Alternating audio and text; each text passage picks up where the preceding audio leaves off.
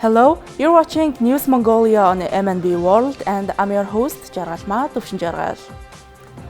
On the News Mongolia today, a German Bundestag delegation is visiting Mongolia to discuss the media, culture, and cooperation. The Mongolian stock market reaches a market capitalization of 12.3 trillion Mongolian tugrux. Nomadic Mongolian Culture Days were celebrated in France. For other news, stay tuned.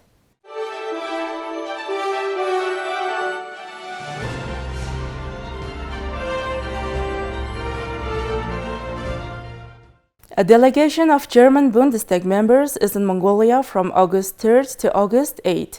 On Tuesday, August 6th, they visited the Mongolian National Broadcaster and held a meeting with the board of directors and the National Council representatives. A German delegation has arrived in Mongolia to gain a deeper understanding of Central Asia and its neighboring countries. The visit includes a focus on Mongolia's history, culture, the media landscape, and press freedom, alongside discussions on potential cooperation policies. The purpose of our visit to Mongolia this time is to gain insights into Central Asia and its surrounding countries, including detailed information about Mongolia, its history, culture, the media landscape, and press freedom. Additionally, we aimed to discuss and exchange cooperation policies. During their visit, the delegation met with representatives of the Mongolian National Broadcaster on August 6th. The meeting centered on German public radio and television law, examining its financing, development, and prospects. The discussion also included an exchange of experiences regarding media legislation, comparing Germany's and Mongolia's approaches to the public broadcasting. Additionally, they explored the development and funding of the Mongolian National Broadcaster, focusing on potential areas for future collaboration. Today, we visited the Mongolian National Broadcaster and held a meeting where we discussed various aspects of German public radio and television law, including its financing and development. We also explored topics related to the future development and funding of the Mongolian National Broadcaster. Additionally, on August 7th, the delegation conducted a seminar with graduates from the master's degree program in political journalism as well as political media and communication. This program, funded by the Konrad Adenauer Foundation and developed in partnership with the Department of Politics at the National University of Mongolia, is currently underway. We will have another activity on the political journalism, also supporting our alumnus, but also journalists who didn't participate in our program so far. We also plan a conference on Central Asia states and the Mongolia activities there. We will have a visit from Germany from another MP, also providing him the insights about the political situation in Mongolia, but also try to implement new projects, and we will work together with the State Chancellery on a program about the so-called Municipal Congress, where it's about the cooperation on the municipal level and development of the administration. The delegation will also explore the activities of the Goethe Institute in Mongolia. This visit aims to enhance their understanding of the institute's role and contributions to the region. The Mongolian stock market's value reached 12.3 trillion Mongolian tugrux. According to the Mongolian Stock Exchange report, trading indicators of last week show that the top 20 index rose to 50,228.93, a 3.05% increase compared to the previous week. This is the second time that the top 20 index has reached a value of more than 50,000, with the first record happening on July 31st, 2024. On the last trading day of last week, 851,159 stocks of 43 companies were traded for 833.6 million Mongolian tugrux. Of this, the values of shares of 19 companies increased, 15 companies decreased, and 9 companies remained stable. Companies that had the highest increase were Darkhan up by 15%, Crypto Nation up by 12.7%, and Bundestag up by 9.96%, while companies with the highest decrease were Jolchen Duty Free down by 14.61%, Remicon down by 8.62%, and State Bank down by 1.88%. Additionally, the Apo Joint Stock Company announced that it will distribute a first half-year dividend of 55 Mongolian tukruks for each share, totaling a value of 58.5 billion Mongolian tukruks. Nomadic Mongolian Culture Days were celebrated in France. As part of the Nomadic Mongolian Cultural Days, there have been cultural conferences and celebrations of traditional dancing and throat singing as recorded on the UNESCO Intangible Cultural Heritage List, and an introduction to Mongolian tradition and culture has been showcased. This festival was organized by the International Institute for the Study of Nomadic Civilizations under the auspices of UNESCO, the Mongolian Nomad Culture Center, and the Naro Panchen Hotak Foundation. The great feature of this event is that it coincides with the 2024 Paris Summer Olympics. During these cultural days, the organizers printed the 100 Whys of Nomadic Children book and gifted them to the Mongolians residing in Paris. This book was especially designed to introduce young children who are residing abroad with their parents to Mongolian heritage and traditions. Besides Mongolians who are living in Paris and Rennes, there have been other Mongolians who traveled 500 km to 800 km from other cities to participate. We only wear our traditional clothes during the Lunar New Year and our National NATO Festival.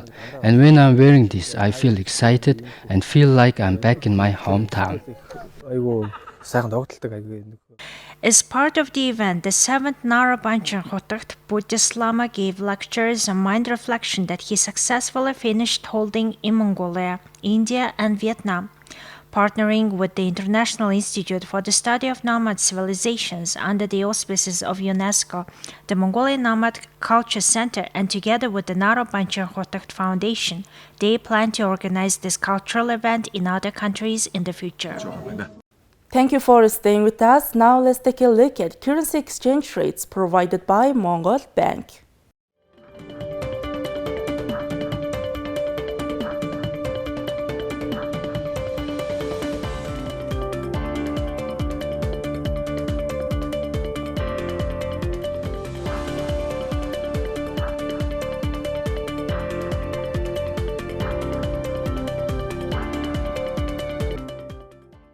Next, our program will turn our attention to foreign news partnered with international news agencies. Ukraine's President Volodymyr Zelensky announced on Sunday that the country has received its first shipments of US-made F-16 fighter jets. This development marks a significant boost to Ukraine's air capability as it continues to face a relentless Russian invasion.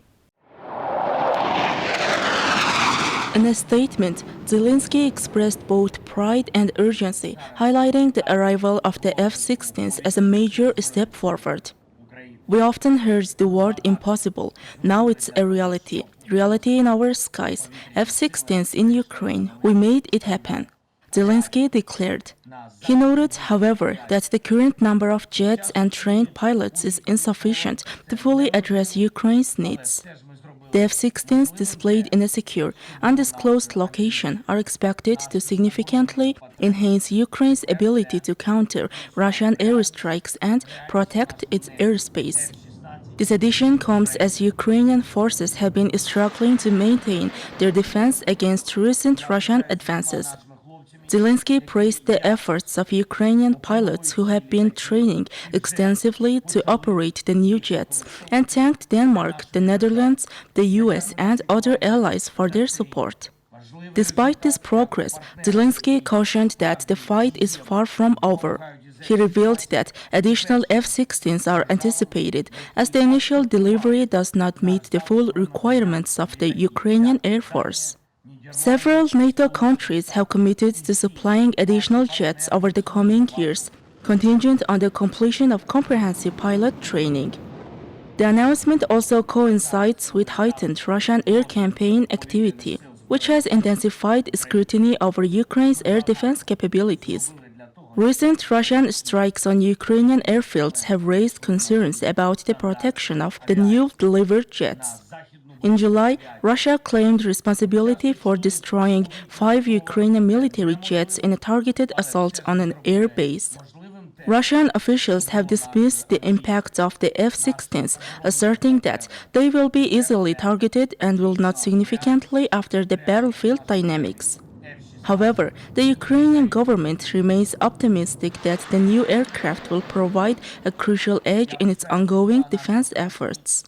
As the situation remains tense, especially on the Eastern Front where Russia's advances continue, Ukraine's need for enhanced air defense remains a top priority. The arrival of the F-16s represents a hopeful development in the broader context of the conflict, offering Ukraine a valuable asset in its fight for sovereignty. Now let's take a look at weather forecast for Mongolia and world major cities.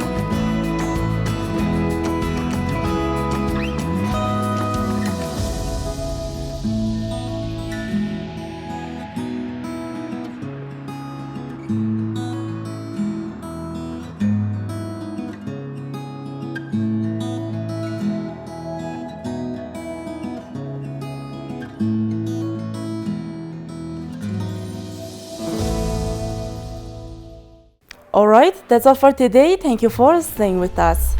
We'll see you tomorrow with more news and updates. Goodbye.